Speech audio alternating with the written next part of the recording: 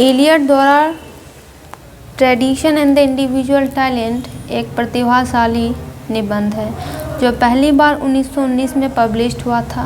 यह निबंध कवि और साहित्यिक परंपरा के बीच संबंधों को संबोधित करता है और इसका आधुनिक साहित्यिक आलोचना पर महत्वपूर्ण प्रभाव पड़ा है। मेन आइडिया क्या है? तो पहला है ट्रेडिशन यानी परंपरा। एलियट का कहना है कि परंपरा केवल अतीत की विरासत नहीं है बल्कि एक सक्रिय और गतिशील प्रक्रिया है। उनका मानना है कि कला के प्रत्येक नए कार्य को अतीत के कार्यों के विरुद्ध मापा जाना चाहिए और मौजूदा साहित्य का पूरा शरीर किसी भी नए साहित्यिक सृजन को प्रभावित और आकार देता है। एलियट के अनुसार एक कवि के पास एक ऐतिहासिक समझ होनी चाहिए जिसमें कालातीत के साथ साथ लौकिक और अतीत और वर्तमान का मिश्रण शामिल हो।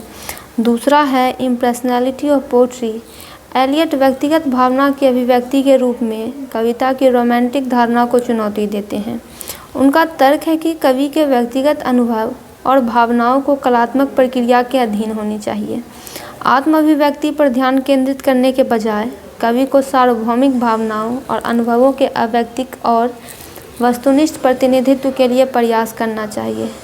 एलियट ने उद्देश्यपूर्ण सहसंबंध की अवधारणा पेश की जो वस्तुओं, स्थितियों या घटनाओं के एक समूह को संदर्भित करता है जो पाठक में एक विशेष भावना को जगाते हैं, जिससे कवि भावनाओं को अधिक प्रभावी ढंग से व्यक्त कर सकता है। फिर आता है कवि की भूमिका। एलियट इस बात पर जोर देते हैं कि कवि की भूमिका मौजूदा परंपरा में नया अर्थ और मूल्य लाना है। साहित्यिक कैनन में योगदान देकर कवि न केवल परंपरा को समृद्ध करता है बल्कि इसे फिर से परिभाषित भी करता है। उनका तर्क है कि महान कविता में नवाचार और निरंतरता के बीच संतुलन शामिल होता है, जहां कवि की व्यक्तिगतता व्यापक साहित्यिक परंपरा के साथ सामंजस्य स्थापित करती है।